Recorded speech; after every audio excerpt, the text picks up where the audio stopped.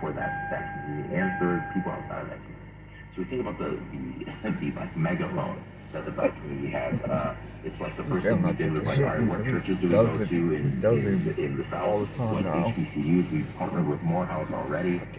Really love the partnership we've struck up with them. These are the leaders of all things in industry, in tech, in everywhere. And so when we talk about this community, like, we have to be embedded in it. And the important thing is what we did when we built it was we have to hear their voices before we build it. And as we're building it, and as we continue to build it, because if I don't know what is needed by the people who are using it most, then what am I building? I shouldn't be building something that Jazz likes. I need to build something that people could use to the best of their abilities when they need it.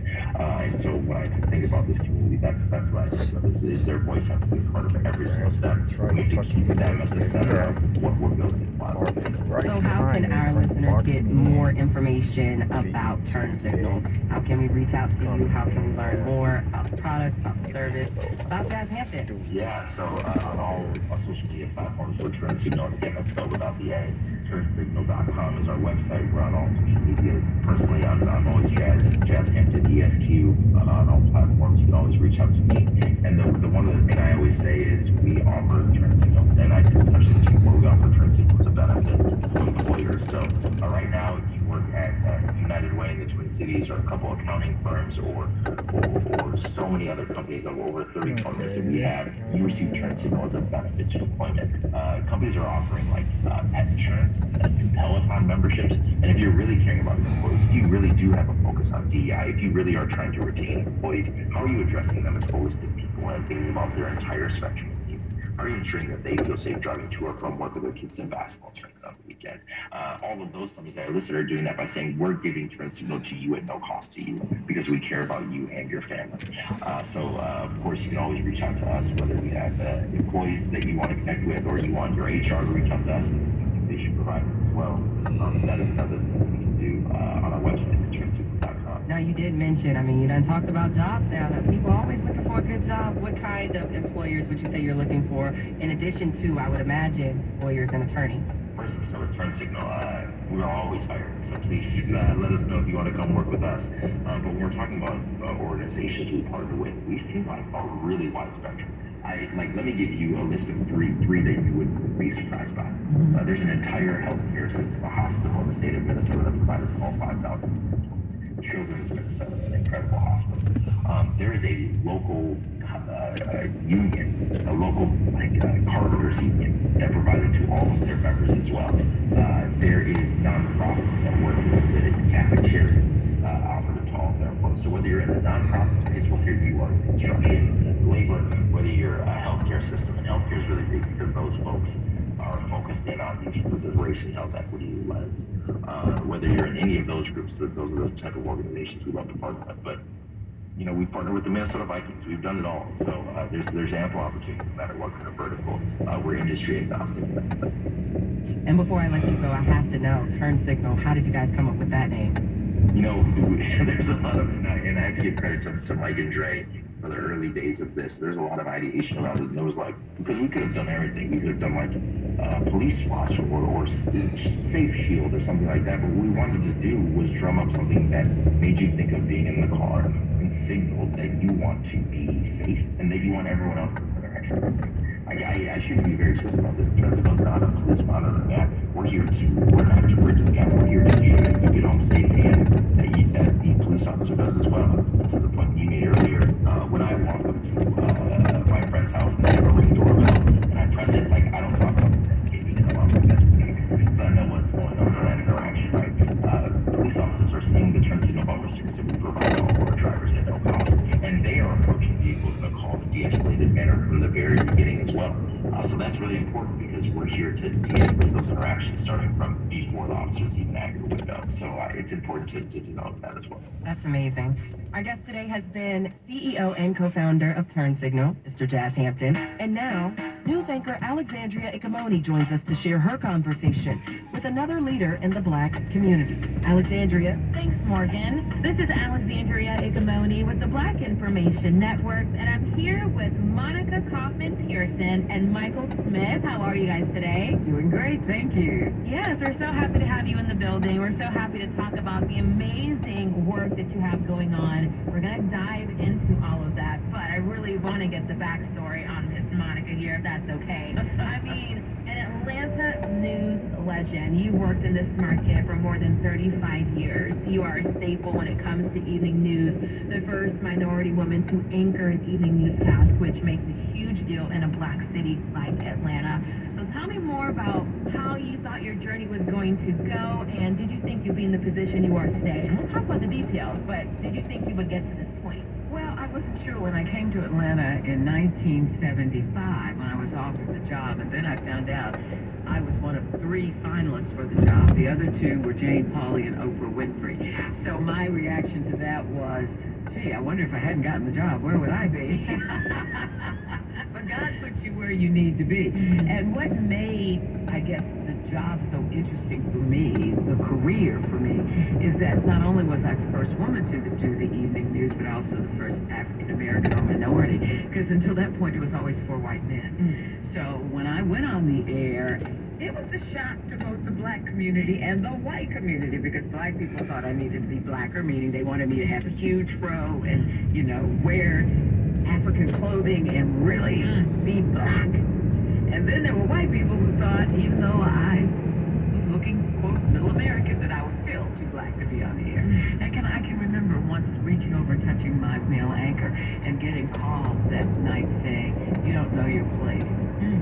And I remember saying to that person, my place is where I was hired to be, and right next to John Cruz, and that's where I'm going to stay. I'm so glad we didn't have social media back then, because I would have been destroyed. You know, all we had then was phone calls, but I went to work quickly, speaking at every school I could speak at, every church I could speak at, doing volunteer work, because I learned very quickly back then it was important for people to get to know me.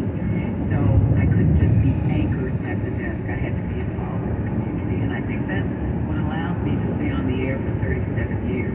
But then when I retired in 2012, I was at school, got my master's degree, had planned to teach, taught for a year, and realized I did not have the patience for it. And then did radio, because I had my start in radio at the age of 16, working for Bill Summers, who was the first black radio owner in the state of Kentucky, where I'm from. And then one day in the parking lot, who was saying, what are you doing, you know, now? And I said, I really would like to be back in television. Now, she worked for Great Television. And she said, I'm going to set up an interview with you. And the rest is history. Now I'm working for Gray and Peachtree TV, doing what I love to do, one-on-one interviews. Yeah, and I love that. I mean, I get the honor to have a one-on-one with you, but you have a show literally called Monica One-on-One. Tell me more about what the show is about. Well, it was fun. For instance, my very first show that I did in February of 2022 was an hour-long special on Andy Young, who was turning 90 years old. And people who watched it actually wrote me and said, I learned so much about him that I didn't know before. His children, for the first time, all 3 of them, sat down and talked about their mother, their late mother, the impact she had on his career, how she was really responsible for him coming back to the South to get involved with Dr. King. He was supposed to be a dentist, but rebelled against his father and said, no, I really want to be a minister and in the civil rights movement. So there were all these things that he never talked about that people said, thanks, you know, it's one of those. But he's the only full hour I've done. We love to mix in people. Like recently we did Janelle Monáe and then the director Ryan Johnson. And to watch the 2 of them learn new things about each other during the interview, to me was even more hilarious. And that, I think, is the secret sauce to what I do. I spend a lot of time doing research on the people that I interview. And sometimes I'll even call friends of theirs or people who worked with them to get that tiny little thing that will make them go, how'd you find that out? Because when people know you spent the time doing the research, then it's like, okay, I can trust them and I can open up. Recently did an interview with Dolly Parton that'll be coming on soon. Bone Crusher, who was just amazing because he wanted to talk talk about watching me on TV, and I wanted him to talk about his music. And then the wonderful producer, Sean Garrett, who allowed us to come into his home. He wrote Yeah, and just wrote the new song that Usher came out with on the 17th called Glue. And to hear him talk about the transition he's been through in his music writing and how he likes to write for women and why. So I like doing people who not only are doing their craft, but also doing things with the music. And everybody we've interviewed has been doing something more than just their craft. And I think that's important. I think I always ask them, what would you tell your younger self, or what information would you share with young people about how to do what you're doing? Because I want it to be not just something about them, but also information that the viewer can take away to help them be what they want. So it's really a good show. I like doing these music shows from time to time. At Christmas time, we actually did the Atlanta Music Project, and young people, and when I say young people, I mean teenagers who are studying, and there's this great place over in southwest Atlanta giving free music lessons to children. And again, they're getting scholarships to college so that they also can go into the music industry. So Dante Rebel is running that program. So for Christmas, we did their Christmas concert. It was so no, I was really pleased with that. And they're already talking about, are you all coming back next year? So we want to make it an annual event because it's so good to highlight things that are happening in the Black community that people don't know about. Absolutely, and I feel like this show really is a way to foster that and to really give it the platform that they deserve and that they need to get the recognition and the assistance that they can get. And the thing too, we also do, the up and coming, as I call them. But then you have somebody like Jimmy Allen, a Black country music artist, who sat down with me to Tennessee and interviewed him. And he just opened up in ways that even surprised me, because he started talking about the fact that he's bipolar and how his father's death had affected him, and how he was trying not to use medication, but that's the only way he can write, and how he misses his father so much. And what was interesting about that, he never talked about it. And after we did our interview, all of a sudden, All Country Music Radio was asking him about it. So it's been fascinating to me to see people who watch our interview take our stuff, they interview people too. They know who did it first. They know who did it first, right? Well, I don't care if I get the credit one way or the other. What I care about is we're highlighting people that you need to know, and that you get to know them, not as the artist. That's what I say all the time. You know the name, but after our interview, you're going to know the person. Yes. So you've seen in recent years, Black women especially have done phenomenal things, from former First Lady Michelle Obama to our current Vice President Kamala Harris to even Justice Ketanji Brown Jackson. Talk to me more about how it really is that we're getting the recognition that we deserve, and we're doing amazing, powerful things in our community, in the Black community, across the board, across the country. Oh, I have to say we've been doing this forever. It's just that, unfortunately, women's history was like Black history. It was a footnote. It wasn't a headline. No. But now we have a generation of young women who are saying, look, we did this. Think about the civil rights movement. The women who were in the civil rights movement, from Fannie Lou Hamer to even Coretta Scott King. Only now are they really getting the recognition they deserve. So I think it's one of those things that's cyclical, but the difference is now it's going to be not